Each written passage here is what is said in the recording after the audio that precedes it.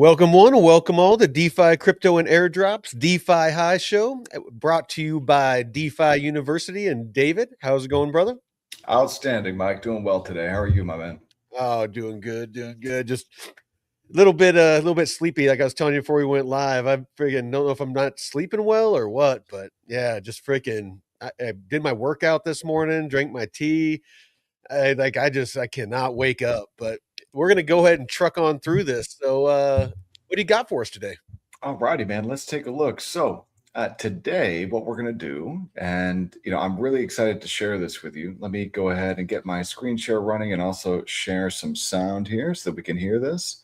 So, over here in the DeFi University course hub, I'm almost done with the crypto fundamentals course. Now, I've written all the other courses. I'm going to, hopefully have those all done and published by the end of this week. And what I want to go through here is I believe, Mike, we left off on lesson 4. So I want to start here with lesson 4, crypto always on, 24/7, never closed. And then we're going to be able to move on to module 2, which is blockchain basics in the crypto fundamentals course. And we're going to take a look at lesson 5. What is a blockchain? The architecture of shared trust. And depending on how long it takes for us to get through lesson 4 and 5, then we'll be able to move on into lesson 6, how transactions get verified, how blockchains build trust. So let's start here with lesson 4, 24/7, never closed. And I just want to run through the lesson material. So all of these images, I'm regenerating all of them so that there won't be any hallucinations in them. But yeah, but I mean, these are pretty good placeholders for now, just so you can get kind of the idea. Crypto is 24/7, 365, and banks work, every other Wednesday for 15 minutes, but only during a full moon. So they're open for that window of time, and then they're closed. And so over here, we got the ATM that never sleeps. That is crypto. You can, use your crypto whenever, 24/7, 365. And why traditional finance has hours probably has to do with, just allowing them to make more money. Probably not anything to do with providing more value to the customer. And crypto stays, yeah. I would think a lot of that is, like you said, profitability. The less they're open, the less they have to pay people and stuff like that. But also that friction that we talked about. If they have longer hours, then that's the faster that money can move. And so That's right. So I mean, if they're closed, because they rely on those manual processes. So if nobody's working, there's nobody to hit the buttons and to check for that money to move. So the longer it stays in their system, and they can earn interest and loan it out and do all that stuff with it. Yeah, and crypto just doesn't need any of that, because in crypto and DeFi, code is law, and everything runs on a distributed ledger. So it runs 24/7, 365. And, as long as the requirements in that smart contract are met, then it executes. So that means it's always on. Yeah, it's fully automated. So, all the compliance stuff is automatically checked, all of, every aspect of it is automatically checked. If funds are available, if the account it's going to is the proper account, if there's a checklist of things that have to occur, if it's for the sale of a house, if a freaking inspection needs to be done, if it needs to make sure that there's no encumbrances, that there's no liens against the property, that there's been a freaking mold inspection, whatever. It can say, okay, those things are done, and it automatically releases as soon as those things are signed off. So yeah, but having 24/7 uptime like that means that if you've got a client in Thailand, Dubai, so Thailand would be a better example, because it's just like 12 hours different, so when it's noon for me here it's midnight there. So that's kind of difficult if I need to coordinate some type of banking payment or something like that. But if I can use crypto, then you can send Bitcoin or Ethereum or USDC or USDT anytime you want, and an instant settlement. So yeah, that is Crypto networks run 24/7, 365. The decentralization is what enables it.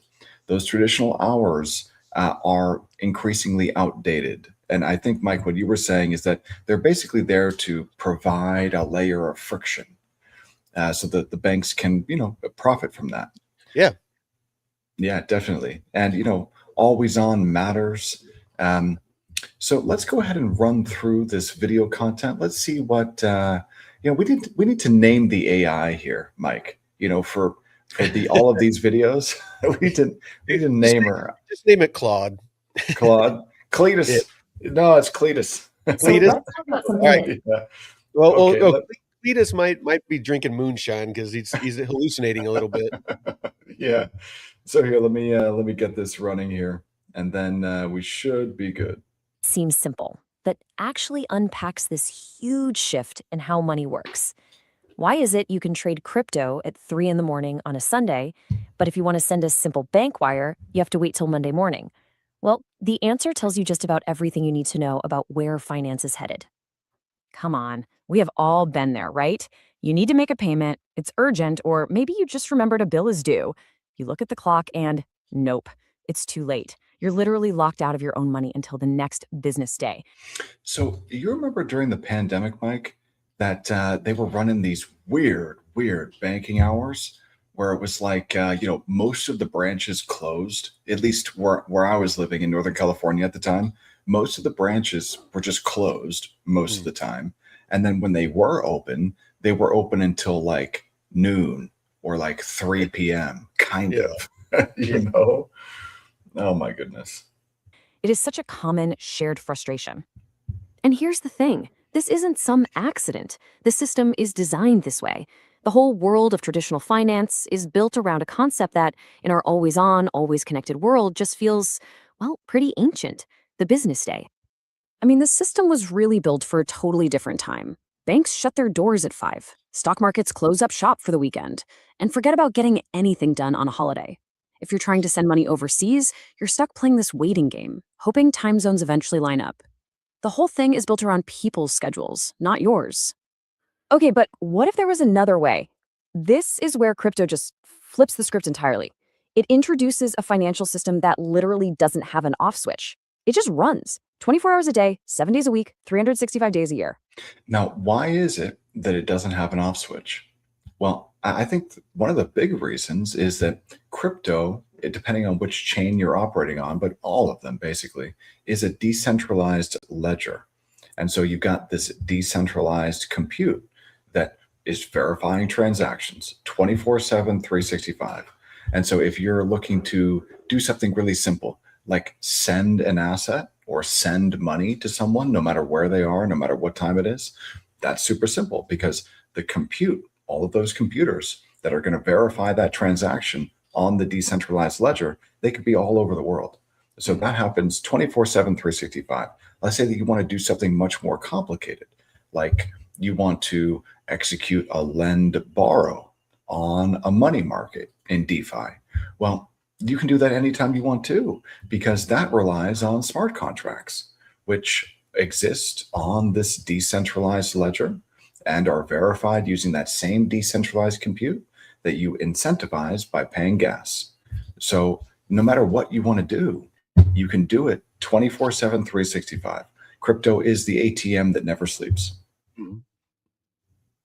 And when we say always on, we really do mean it. There's no opening bell, there's no closing time, there are no bank holidays. The network is just always up and running, which means, yeah, your access to your own assets is too.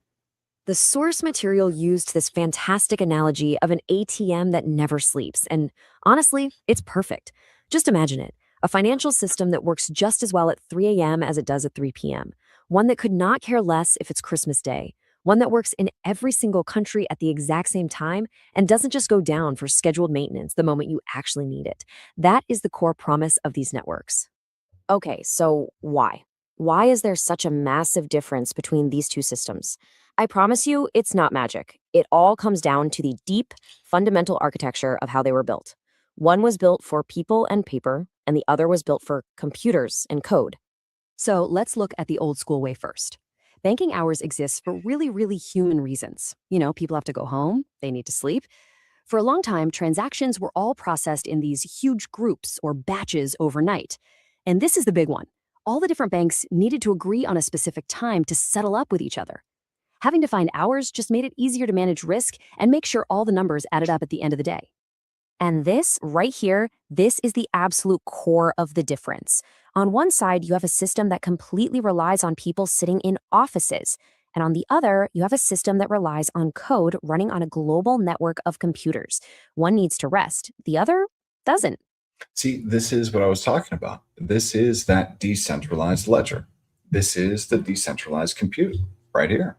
And this is some lady sitting at a desk, and it's almost 5 o'clock, and she can't wait to get out of there. Right. So a big difference. And she's probably in the basement of this bank here, like horrible. So she's not exactly incentivized to work quickly, like get it done right now. In her mind, why no matter how much she does, there's always more to do. It's just like, and she's just sitting there rubber stamping, transactions. Right. Yeah. But this model right here, this works at the speed of light and the speed of code, which is pretty much as soon as you click the button, depending on what chain you're using, it could be a fraction of a second, it could be a couple minutes. If you're trying to use Ethereum during high usage or something like that, or Bitcoin is pretty slow, but most other networks are almost instantaneous. By the time you hit send and call the person to let them know or text them, it's probably gotten there. And it's already settled, which is it's just amazing. Yeah. So how does crypto actually pull this off? Well, it really boils down to 4 key things. First, it's decentralized. I'm talking thousands of computers all over the world running the network, so it's always business hours somewhere. Second, the whole process is automated. Code is what verifies transactions, and code doesn't need a coffee break. Third, there's no central office, no headquarters you can just shut down for the night. And finally, the people who run these computers are actually paid. They're incentivized to keep the network running and secure around the clock. And what does that design get you? Well, it gets you this number. A historical uptime for the Bitcoin network of 99.98%. I mean, that is a level of reliability that is almost unheard of for any kind of global system. So when was it ever down? When was the Bitcoin network ever down? I don't know. I don't think it ever has. I know. I don't think so either. Maybe this is wrong. Or maybe we just don't know that, hey, maybe in like the first year of Bitcoin's existence, it was down for some short period of time. I guess that's possible. But I don't know. And just to put that number into perspective for you, since it was launched way back in 2009, the Bitcoin network has proven to be one of the most reliable financial networks on the entire planet. Your online banking portal might go down for maintenance, but the core Bitcoin protocol, it just keeps chugging along. Okay, so this is all really cool from a tech real quick. What you got? Well, it says that it hasn't had a prolonged global halt, but it has a 99.99% uptime since 2009. It looks like August 15th, 2010, there was a value overflow incident. A bug allowed a transaction to create billions of extra Bitcoin. This caused the network to halt for about 8 to 9 hours while nodes stopped accepting the invalid block.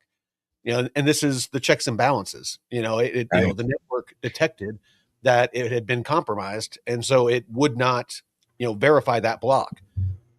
So it says a soft fork was deployed to reject the transactions, and invalid coins were effectively nullified. So it worked as designed. March 11th and 12th of 2013. Chain fork, a software bug related to handling large numbers of transaction inputs caused the blockchain to split into 2 competing versions. For about 6 hours, different parts of the network followed different chains. It resolved naturally as the longer correct chain pulled ahead and nodes upgraded to fix the issue. So, yeah, I mean, it looks like that, it was just exploits that were quickly, realized and addressed, that either automatically by the network, just by design, or by the nodes, the people upgrading the nodes. But, it looks like at no point was it compromised enough to where, like in the case of the overflow incident, that those fraudulent coins, Bitcoin that were minted, they weren't able to, basically cash those out. So it sounds to me, Mike, like since 2009, there have been 18 hours where Bitcoin was like down, but not even down, just like, trying to fix itself, basically. There was what, a 9-hour halt and then another 9-hour period of time where there was some type of bug. Seems like basically 99.99% uptime. Yeah. Well, and it didn't go down. I mean, like I said, the one, it just, realized that there was, there was an invalid block, where they tried to make more Bitcoin that, was fraudulent. And so it just rejected that block, it went down while it, resolved. More Bitcoin. I need more Bitcoin, Mike. Right. Perspective, right? But so what? What does this actually mean for us in the real world? Why should you care? Well, think about it.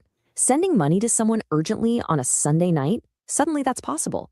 For businesses that operate across the globe, that massive headache of coordinating different banking hours, it just disappears. And in a true emergency, having immediate access to your funds, no matter what time it is, could be absolutely critical. But, let's be fair here. This 24/7 thing doesn't matter to everyone all the time. If you're not in a huge rush for your transactions and waiting till Monday is no big deal, then it's more of a nice to have. And believe it or not, some people actually like that the stock market closes. It forces them to step away and take a break. So that is definitely a thing. But at the same time, like when I was trading futures and futures options, like TradFi futures and Mhm. futures options a lot, um, dude, I did not like the weekends. Like Friday was like my least favorite day of the week Yeah. because it meant the market closed, and I had to wait until Sunday evening for the market to reopen again, the futures markets Mhm. to reopen. So, yeah, I'm sure that for some people, they like that markets close, but I don't. So, I mean, if you want, if you wanna have the weekends free, like your, family and stuff like that, and I'm sure it's great, but, if you're somebody that's just, "Hey, I got a, free, hour or 2, I wanna sit down, I wanna do a quick scalp or something like that," it's nice to just do that 24/7, 365. It could be a holiday, it could be, a weekend, you could be anywhere in the world. You could just wake up in the middle, have an alarm go off on your phone, that your favorite, crypto or your favorite tokenized stock is, moving the way that you want it to go, an alarm that you set. And you can just jump up and, okay, yeah, it freaking, my buy order, filled, or my sell order filled, or, whatever. There's just a lot of automation that you can do to where you're just constantly making money or losing money, of course. well, I mean, what a great word scalping is. Just Yeah. take a little bit off the top. Yeah. That's yeah, And this is where you can see the difference so clearly. On the left, all those familiar frustrations: system maintenance, bank holiday closed, your wire will process next business day. Ugh. And on the right, the crypto experience: a transaction confirmed in minutes at 3 a.m., right. the exact same service on Christmas Day, and money that moves instantly, no matter where you are. It's just a Exactly. fundamentally different experience. It's so much different, but what it is not just different, it's a replacement. So the crypto network experience is a replacement for the traditional banking experience. And it's better. It's just better in every way. The only challenge that still remains is the on and off ramps. That part can still be kind of a pain, going from fiat to crypto and crypto to fiat. That is still a choke point, I think. Yeah. Now, this whole always on thing, it's not just a technical feature. It has a very real, very human psychological side to it, especially for anybody who's actively trading in these markets. Because there is a flip side. A market that never sleeps can, well, become a market that never lets you sleep. This constant, nonstop activity can create a pretty unique kind of pressure. For active traders, it's a real dilemma. You see, the stock market closes. Everyone gets a forced break to reset. Crypto markets, they don't. And that can lead to this intense fear of missing out. FOMO, because a massive price swing could happen at any moment, even while you're asleep. So that's very true. And what I would say is if your face looks like this guy, okay, bug eyes, your mouth open, looks like you haven't You should probably slept in walk a away. couple days, You should probably not be trading. you should probably take a break for a couple of This minutes. this goes back to the emotion thing we were talking about last week. Yeah, and the 24/7, 365 nature of these markets does not mean that you have to be glued to your screen Mhm, 24/7, 365. What it means is you got to build a system that works for you and mhm, for your own emotional state and for your body and for your mindset. And then you got to cultivate the mindset of someone who is successful in this business. And that just, that depends on what your risk tolerance level is, what you're looking to achieve, how much skill you have, your level of education in the space, where you're located geographically, tax laws, stuff like that, what you're allowed to do legally, and mhm. what's not okay in certain regions. That's all going to depend on you. But if you look like this guy, you shouldn't be trading. No way. It really all boils down to that one single nagging question that can keep traders up at night. What if something big happens while I'm sleeping?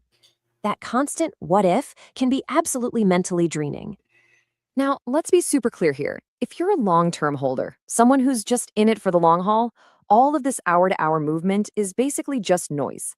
But for active traders, the fact that the market never forces you to take a break means that setting your own boundaries, knowing when to just switch off, becomes absolutely essential for your own well being. Exactly right. That's exactly right. So it really just comes down to, building a set of disciplines for yourself that you can stick to. That's it. It's pretty much everything in life boils down to discipline, and just being able to structure things. I mean, it's really like for me, it's my whole foundation of being able to accomplish things, and just know that every day you do this, and then you do this, and then you do this, and then you do this, and having rules, like rules of trading, where if you feel yourself getting emotional, you stand up and you walk away. If have a bunch, two losing trades in a row, you make yourself walk away so that you don't re-binge trade. Whatever your rules are, it's just that discipline and structure will take you further than pretty much anything, if you're able to dial that in. You're totally right. And, what Jocko Willing says is discipline equals freedom. And he's Yep. totally right, man. It's totally true. And It's it's saved my bacon, I don't know how many times. it's so counterintuitive, though. You might think that, if you want freedom, that means you do whatever you want willy nilly, but it's not, at least not in my experience. And as a trader, what I'm finding is that the more disciplined and structured my Mhm. system is, and the better I stick to it, the more freedom I have in my mind. That's, that freedom to go and work on another task without Mm. thinking about my positions, freedom to step away from screens, freedom to do something else entirely without having my mind ruled by the risk that I'm taking. Well, and So, yeah, that's the key is, I mean, it is freedom because, having that structure, it allows you the freedom to, because you're not sitting there trying to figure out constantly and, plan because you have that, that schedule, those rules, that discipline, then you're able to actually live life. So, that between this time and this time, that's the time that I, work out, or that's the time that, I go for a hike, or I go fishing, or whatever it is that you enjoy. Because you have it structured to where that's the time that you set aside to do that. Because otherwise, if you don't have that structure, you're just going to willy nilly, do whatever feels good at the time, and more often than not, whatever feels good isn't going to be the most productive. yeah, yeah, that, you know, just focusing on the structure Mm. and focusing on the system that works and building Yes, that system for yourself, yes. because no one can really give it to you. You have to want it. And once you want it and you have a need to know, then guess what? You're going to figure it out. If you have a need to know, you'll figure it out. Yeah, So, pain is the best teacher.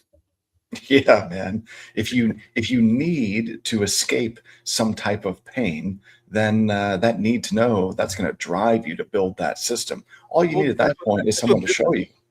Well, that's what businesses are built on, is solving pain points. It's like it is finding the biggest pain point for, retail or for a business, and presenting a solution. It's, that, vacuum cleaners, freaking cars, all of it was developed to fill a need. People were tired of, riding horses, freaking, just the maintenance involved and the care involved and the mess involved. And somebody came up with Henry Ford came up with the car, and it was all of a sudden it was just like boom. So, Mike, what do you think that her pain point is here on the screen? It looks like something to do with time. You Yeah. know, yeah, it's freaking out. Cletus, Cletus, it was giving us a little bit of an Cletus, indicator. what you got, Cletus? Yeah. And all of this leads us to the big final question. Our world, for better or worse, pretty much operates 24/7 now. So shouldn't our money do the same? It's a really fascinating question, and the answer is going to shape how all of us think about and use our money for years to come. Thanks for tuning in. Awesome. So the lesson from that, at least for me, was that crypto operates on a decentralized global ledger and is 24/7, 365, never closed. So we contrasted that to traditional banks. And now we're going to take a look at lesson 5. What is a blockchain? Architecture of shared trust. So let's just roll through this. It's consensus. It's the shared ledger. Let me just roll through the images, the blocks here, the blocks chained together. So that's a block chain, right? It's relating to the architecture. Right. And then we got, what a blockchain doesn't do. Okay, that'll be interesting to learn about. Let's play this video content. This will be good. Okay, let's talk about blockchain. You've heard the word a million times, right? It's thrown around everywhere. The future of this, the revolution in that. But what is it actually? Let's cut through all the hype and get right to the core idea. And you'll see it's probably simpler than you think. So let's just start with this one big question. Imagine, what if we could create some kind of digital document, a record of anything really, money, votes, property, you name it. And this document is shared with tons of people. But here's the magic part. No one, not a single person, could go in and secretly change it or delete it. What would that make possible? Well, that's exactly the problem blockchain tries to solve. And the best way to get it, to really understand it, is with a super simple analogy. So for the next few minutes, I want you to just forget all the complicated techie stuff you've heard. Just picture this. A blockchain is basically a very, very special kind of shared Google Doc.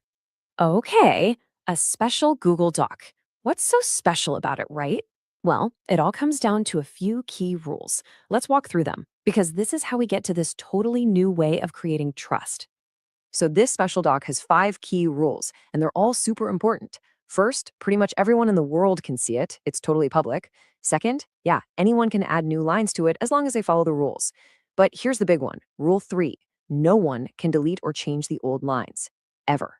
Rule 4, every single change is stamped with the exact time and it's permanent. And finally, thousands of people all over the globe have their own identical copy of this document. All these rules working together, they create this perfect, shared, unchangeable record of history. All right, so that's the Google Doc analogy. It's a great way to think about the idea. Now, let's start peeling back the layers and look at the actual technology. And honestly, the name itself, blockchain, tells you pretty much everything you need to know about how it's built. Yeah, it's really just 2 parts. You have the block. Just think of a block as, well, a page in a notebook or a ledger. It's just a collection of new transactions all bundled together. Then you have the chain, and this is where the genius comes in. Every new block that gets added is cryptographically linked to the one right before it. It's like each page has the fingerprint of the last page on it, creating this unbreakable, continuous chain. Hmm. So what's actually in one of these blocks? Well, it's pretty straightforward stuff. Exactly what you'd want to see in a transparent ledger. You've got who's sending something, who's getting it, how much is being sent, and the exact timestamp of when it all went down.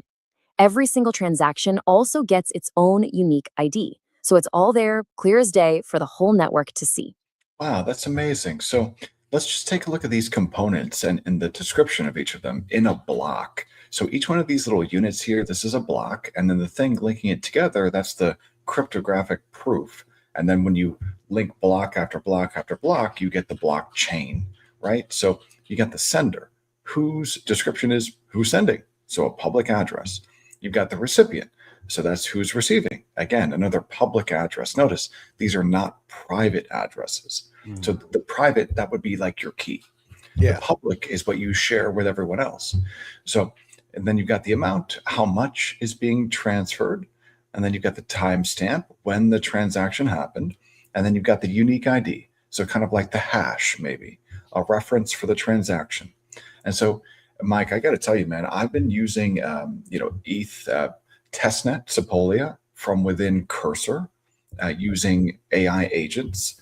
And dude, like when I'm operating on chain using an AI agent within Cursor, it sees all of these things in every single block and it checks the mempool. So if you've ever, Mike, have you ever had a transaction fail because of like a gas issue and like you have to go in and fix the nonce value for the gas? Never. No. So, dude, just all of these items of information, when you start using AI to operate in DeFi for you, it can see all this stuff in real time. So yeah, this is really cool just to see it broken down like this: sender, recipient, amount, timestamp, and unique ID. Awesome. Well, and the chain, my understanding of the chain is, I always refer to the military because it's where I spent most of my life, but we have a thing called chain of custody. And so basically it's a record of who like physically possessed something. So if it's like a rifle, if it's a piece of intelligence, whatever it is, there's a chain of custody to verify that it only went to authorized places. And that's kind of what I imagine the chain being is, like the different nodes or the, the different, parts, the different computers that are doing the processing and the verifying, the validators. That's what I imagine the chain is between the blocks. The blocks are the information, the transactions, the actual pages of the ledger. And the chain in between is basically like you said, the network that's saying, yes, like we talked about before when, it went down in the very beginnings of Bitcoin, was something in the code said that chain of custody was broken, that somebody, got in there. And so that chain recognized, hold on, and it broke the chain. It said, nope, this is not valid. So, there isn't consensus. So we're going to block this off. We're not going to let this clear until it can resolve. Once they resolved it and said, nope, this is the bad transactions, taking those out. All right, relink the chain, move on. And take a look at this. It looks like, something's breaking here in this. Because you can see the little mischievous dude is, trying to do something shady. Yeah, it looks like he's scratching his teeth or something. This is why that chain part is so, so critical. Imagine someone tries to be sneaky and change something in an old block, let's say block 50. The second they do that, the digital fingerprint connecting it to block 51, it just shatters, it breaks. And because every block is linked, it would cause this massive chain reaction, breaking the link to 52, 53, and all the way down the line. It's impossible to hide. The whole network would see the broken chain immediately. It makes the entire history tamper evident. Okay, so this probably brings a big question to your mind. If there's no bank, no company, no government in charge, who's keeping all these records? Who's making sure everything is legit? And this is where blockchain just completely flips the script on how things are normally done. Think about a bank. They have one central ledger, it's private, and they control it, right? Blockchain is the exact opposite. The ledger is public, and it's not in one place. It's distributed. Thousands of different computers or nodes all around the world each have a perfect identical copy. The power isn't centralized, it's spread out across the network. So how does that stop someone from cheating? Well, it's pretty simple, actually. It's like having thousands of witnesses watching every single move. If one person tries to sneak in a fake transaction on their copy of the book, all the other thousands of computers on the network will instantly see it. They'll compare it to their own copies and go, whoa, wait a minute, that doesn't match. And that fake record, it gets rejected immediately. It's basically. And so, what else happens if you try to do this on certain chains that, where you've got proof of stake, let's say, and you have to stake some of that underlying asset in order to become, in order to verify transactions. Mhm. If you try to pass through a false record in a block, you could actually get slashed. So there's, they've created these financial disincentives also. Really Almost, security by almost like a ticket or a penalty. Yeah, it would almost be like a severe fine. committee, a very, very large committee. Okay, so that's the how it works. Now for the really important part, the so what. What do we get from all this? What are the big, powerful results of building a system this way? Well, you end up with some really incredible properties. Because the ledger is public, you get total transparency. Anyone can go look at it. Because of that chain we talked about, you get immutability. The past literally cannot be changed without everyone knowing. Because thousands of computers hold a copy, you get decentralization. No one person is in charge. And all of that together leads to the real superpower: verifiability. You don't have to trust anyone. You can just check the facts for yourself. And that's the key takeaway, really. It's a subtle Mhm. but massive difference. It's not about creating a world without trust. It's about creating a world where trust isn't required in the first place. You're moving away from a system where you have to blindly trust an institution like a bank to a system where you can just verify. It's a huge shift from Yeah, so trust but verify. It's you verify instead of trust. I love it, man. It's so good. You no longer have to ask permission of a third party because of this stuff. This is another saying we had in the military, but it was trust but verify. So Yeah. it was do both. It's like that redundancy. Yeah, trust and verify. Mhm. It's like, trusting "I trust you, but I'm gonna verify it too." Exactly. Exactly. verifying. Now, we have to be real here. To get the full picture, we need to talk about what blockchain isn't. It's a really powerful technology, for sure, but it's not some magic wand that you can wave at every problem. That's a that's So that's let's that's the way, liberals think bullets work is the casing and the round it It's flies just the together. same thing. They fly Yeah, together. yeah, they just fly together. I guess that's how Cletus thinks bullets work. Yeah, yeah, Cletus must be a liberal. Yep. problem. So let's be super clear about the limitations. First, blockchain can't tell if the information put on it was true to begin with. Garbage in, garbage out. It can record that someone said a diamond was authentic, but it can't check the actual diamond. All it does is guarantee that the record, once it's there, is never changed. Also, But it's not I wanna automatically. point out something. It can make it to where only certain individuals can sign off as that diamond being certified. So if there's, actual trusted individuals that can inspect it, or the person buying it has their person that they trust, they can say that this wallet address, or, this individual is the only one that can verify that that diamond is what they're saying it is, and that transaction won't go through until that individual inspects it and says, "Yes, it's good." Yeah, so what we're basically talking about here is, an oracle almost. What Mhm. we're talking about, how do you verify the authenticity of something in real life Yeah. on a blockchain? Mhm. And that requires that there is some trusted third party in there at some point. Um, There's gonna be manual processes, on almost anything, until it's tokenized. If that diamond is tokenized, and as long as it's custody, the physical custody of it is with, trusted, institutions, then yeah, you can buy and sell that and know that, you're getting, like if it was De Beers, and went online and there's a tokenized diamond, and you're like, okay, I bought it, and it's in De Beers custody and it's a trusted institution, then you know that, you own that diamond that is that many carats, it's that cut, it's that clarity, all those different things.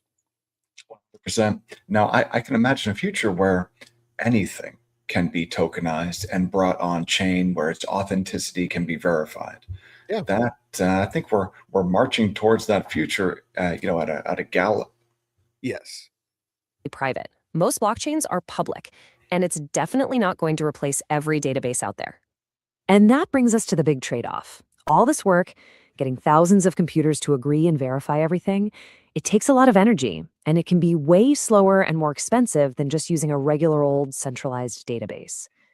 So you have to think of it like a specialized tool. It's not for everything, it's for those specific situations where that level of security and decentralization is absolutely what you need. So let's wrap it up here. When you boil it all down, blockchain is really just a new way, a new architecture for creating a shared history that everyone can agree on. You could even call it a trust machine. And that leaves us with the biggest question of all, doesn't it? In our world, which is full of middlemen and complex systems, where do we need that kind of unbreakable, verifiable trust the most? Hmm. Probably in finance, maybe in, I think that there's probably a lot of business applications for this technology. So maybe not just in finance, probably all over the place. Well, yeah, I mean, I would say banking and finance is, and it's kind of why I've really honed in on DeFi and the financial aspect is that's where I see the biggest pain point is with the largest amount of liquidity, the just a whole freaking kaleidoscope of pain points. And, it's just and that's where, most of the focus, I think, is gonna be when it comes to governments and banks and institutions and all of that. Again, like I said at the very beginning, the bigger the pain points and the more plentiful the pain points, the more profitable, something is. Amazon, it solved a huge pain point. For the most part, you don't even gotta leave your house. You can get groceries, anything that you wanna buy. You can buy I mean, hell, they sell tiny homes on fucking Amazon. It's like literally, they solve that pain point. And, Microsoft, I've brought this up before. You don't have to be a coder, to use a computer anymore. You can just double click on icons and stuff. Massive pain point. What else? Internet. There was huge limitations on where you could get internet before Starlink. That's why it's blowing up is, anywhere in the world you can have high speed internet now. You can stream, you can bank, you can, freaking watch movies, whatever. You can be in the middle of the freaking, Pacific or Atlantic Ocean and, be like you're sitting, in a house in the middle of a, major urban city. So that's what it all boils down to. If you're looking at what to invest in, just look at whatever is solving the most painful thing for, you know, banks and institutions, or just large entities that have a lot of money or, and in this case, a lot of money to move, a lot of value to move. Yeah, man. And, I'm thinking about how is it that these transactions, these valuable transactions that get moved, when value gets moved, how do the actual transactions themselves get verified? And so I think that that's what we'll finish up with here today, Mike, how blockchains build trust and how transactions actually get verified here. So let's take a look at this. All right, let's dive into something that's really at the heart of all this blockchain tech, trust. We're going to break down how in the world it's possible to build a totally secure financial system when there's no one, and I mean no one, actually in charge. I mean, think about it. How can you be sure that when somebody sends you some crypto, it's actually real, that it was theirs to send in the first place? And crucially, how do you know they didn't just send that exact same coin to someone else a second ago? That chain of Without a custody. bank in the middle to vouch for everything, how does any of this work? Well, that is the big puzzle we are going to solve right now. The solution, and it's a brilliant one, starts by completely flipping how we think about trust. See, instead of putting all our faith in one single central place, a blockchain asks us to trust the power of a huge, spread out crowd. So on the left, you've got the system we all know, right? Like a bank. All our trust is piled into that one entity, but that creates what's called a single point of failure. If that bank gets hacked or makes a big mistake, everything is at risk. Now look at the right. That's the blockchain model. Trust isn't in one place, it's distributed across thousands of different people. There's no one central server to attack, which makes the whole network unbelievably resilient. Here's a great way to think about it. Would you feel safer with just one security guard watching your most valuable stuff? I mean, they could be bribed or just fall asleep, right? Or would you feel safer with a crowd of 1,000 independent witnesses where any single one of them can sound the alarm if something looks fishy?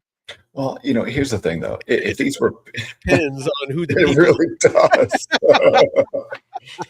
I was just thinking to myself, like, I don't know. I could probably find 1,000 people, but I don't know if I would really trust them. now, if it was 1,000 computers, that, Right. are told that, kind of the logic of, the checks and balances, and they can't waver from it. I do trust that. But yeah, it's I would Right. I there's yeah, the AI, or not Claude, but freaking Cletus, um, Cletus. might want to like tweak this a little bit. Yeah, because I would trust 1,000 computers all running the same code where I Yes. can verify the code. Like Yeah. I can trust that more than I can trust one individual human. But the Yeah. idea of 1,000 people, and I'm just going to trust them, like I don't know about all that. No. I mean, I'd rather just vet one person than 1,000 people. Probably got some Somalis in there too. I don't know. Blockchain bets everything on the power of that crowd. So let's really run with that analogy, the 1,000 witnesses. It is genuinely the perfect way to understand how a blockchain actually confirms a transaction from start to finish. Okay, so just imagine you're signing a major contract, but you do it in front of 1,000 independent notaries. First, they all watch you sign it. Simple enough. Then each one of them, on their own, checks to make sure your signature is legit. After that, every single one of them records what just happened in their own personal ledger. But here's the real magic, the final step. They all compare their notes with each other. And that contract only becomes official, locked in, when the vast majority of them agree on every single little detail. So that's called consensus, right? Mhm. I think Yeah, that's what that's called. it is. This whole process, watching, checking, recording, and comparing, that is exactly what a blockchain does every single time a transaction happens. Okay, so we've got these witnesses, which, in the real world are actually computers we call validators or miners, and we know they're checking things. But what are they actually looking for? Well, for every single transaction that comes through, they run this really simple but incredibly powerful checklist. First up, do you actually have the funds? They scan the entire history of the blockchain to make sure, yep, the money is in your wallet. Second, is your authorization valid? They use some pretty cool cryptography to prove it's really you sending the money and not an imposter. Third, and this is the absolute key to making digital money work, they check for conflicts. They make sure you aren't trying to spend the exact same digital coin in two different places. This is what solves the famous double spend problem. And finally, they just do a quick check to make sure the transaction follows all the basic rules of the network. Only when all four of those boxes are checked does the transaction get the green light. Mhm. Now, this brings up a really important question. In this big decentralized system with thousands of computers all checking things, who gets to be the official witness? Who actually gets to add the next batch of transactions to the permanent record? Well, there are two main ways this gets decided. Okay, so let's just take a look at this proof of work versus proof of stake. So, proof of work, I think the most famous example here is Bitcoin, right? Mhm. That's a proof of work chain. Proof of stake, the most famous example would be Ethereum. It's a proof Mhm. of stake chain. So, Mhm. let's take a look. Let's see what Cletus says about proof of work. First, you've got proof of work. This is the OG system, the one that powers Bitcoin. You have these miners with super powerful computers all competing in this massive global race to solve a ridiculously hard math puzzle. The first one to solve it gets to add the next block of transactions to the chain, and they get a reward for their effort. The security here comes from the fact that it is just insanely expensive to cheat. To attack the network, a bad guy would need a mind-boggling amount of computing power and electricity. We're talking more than all the honest miners combined. It's Yeah, but isn't there that potential problem with like quantum computers that could, they're just like so much faster that they don't need unlimited energy and unlimited compute? They could like break the code somehow. I don't know, And man. again, it's like, I just, I know that that's a thing, if, quantum computing ever, actually materialized. But again, it's just, I kind of feel like it would be a moot point, because with quantum computing, everything breaks. The whole system breaks. Banking, all the, the financial system, crypto, I mean, you name it. With quantum computing, nothing is secure. So, Yeah. it's kind of, it's almost pointless to worry about, because, other than the fact that just understanding that if quantum computing comes out and they don't have something that can secure things from it, it's just, it's everything's going to break. Agreed. just not practical. Then there's I think Cletus agrees too. Just not practical. It's just not practical. the other method, proof of stake. This is what Ethereum and a lot of the newer blockchains use. Here, instead of solving puzzles, these validators lock up or stake their own cryptocurrency as collateral. It's like putting down a security deposit. The network then randomly picks one of these validators to create the next block. If they do their job honestly, they get a reward. But Yeah. if they try to cheat the system, They get their slashed. Right, they get slashed, exactly. collateral gets destroyed. Poof, it's gone. So the security here comes from having skin in the game. You're financially motivated to play by the rules because cheating means you lose your own money. Right. And when you put them side by side like this, the trade-offs become really clear. Proof of work, like Bitcoin, is an absolute fortress in terms of security. But man, it's slow and it uses a ton of electricity. Proof of stake, on the other hand, which Ethereum uses, is way faster and much, much more energy efficient. Its security comes from that economic stake rather than raw computing power. Mhm. So, your transaction is verified, it's added to a block. You might think we're all done, but we're not quite. There is one last, absolutely crucial piece to this trust puzzle, and that's time. See, when your transaction gets into a block on the chain, that's called one confirmation. Every new block that gets added on top of it is another confirmation. And each new block is like another layer of concrete being poured on top, burying your transaction deeper and deeper into the chain. Hmm. Each layer makes it exponentially harder and more expensive for anyone to go back and try to change the past. Got it. So while one confirmation is probably fine for buying a coffee, a huge transaction might wait for 12 or more confirmations, making it pretty much irreversible. Wow. Time itself becomes a lock, cementing that transaction into history forever. And that waiting time, that block time, varies a whole lot between different blockchains. For Bitcoin, a new block gets added roughly every 10 minutes. For Ethereum, it's about every 12 seconds. And then you have some of these newer chains like Solana that are cranking out blocks in under a second. But this doesn't mean faster is always better. It's a really fundamental design trade-off that every blockchain has to make between speed, security, and decentralization. Right. So that's The called the trilemma. the trilemma. Yeah. So I mean, Bitcoin, for anyone who's ever used the Bitcoin chain, it's super slow. It takes, usually for a decently sized transaction, it takes at least 10, 15 minutes. On Ethereum, Ethereum's pretty slow too, although it's getting better. Solana is very fast. Now, Ethereum's layer twos, depending on which one you use, but for the most part, they are all very fast and very cheap. Solana is very, very fast and very cheap. So is Sui. Sui is very fast and very cheap. Well, and a lot of it has to do with how busy the network is as well, and it varies. But yeah, it's just they're faster. Some are faster than others. Yeah, definitely. So let's take a look. Let's see. Okay, so let's just pull this all together. I got a couple more minutes. I got a hard stop. Since it's Gotcha. Monday, I got the money talks. Here in about 2 or 3 minutes. Gotcha. Blockchain builds trust not through some central bank, but through a massive crowd of witnesses. These witnesses verify every single transaction against a strict checklist. They're chosen to be the official record keeper based on either showing proof of computational work or by putting up an economic stake. And with every new block that gets added, that trust just gets stronger and stronger as time itself locks the history of the chain in place. So we've figured out how we can trust that a transaction happened exactly as it was supposed to, all without a middleman. But that opens up an even bigger, kind of more profound question. If you can prove a transaction is valid and irreversible, what does that say about what it means to truly own something in a world that's purely digital? And that's a thought to take with you. Thanks for tuning in. What does it mean to truly own a digital asset? Huh. It's an interesting question. So we're on lesson 7 tomorrow. Yep, lesson 7 tomorrow. Why it's hard to cheat. Why blockchains are immutable. So this is what we're going to be taking a look at tomorrow. The Perfect. puzzle piece analogy. What is a hash? The 51%. Smaller networks are riskier. So this will be great. So Mike, I know you gotta run. Absolutely. So let me go ahead and stop the share here, and we can wrap things up. All right.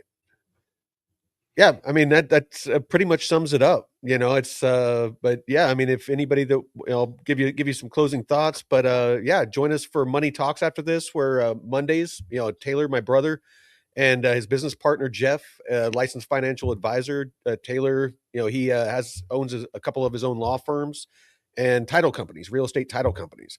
and we just talk about wealth preservation, wealth preservation strategies and, things like that in traditional markets. So, David, closing thoughts? Yeah, more Bitcoin.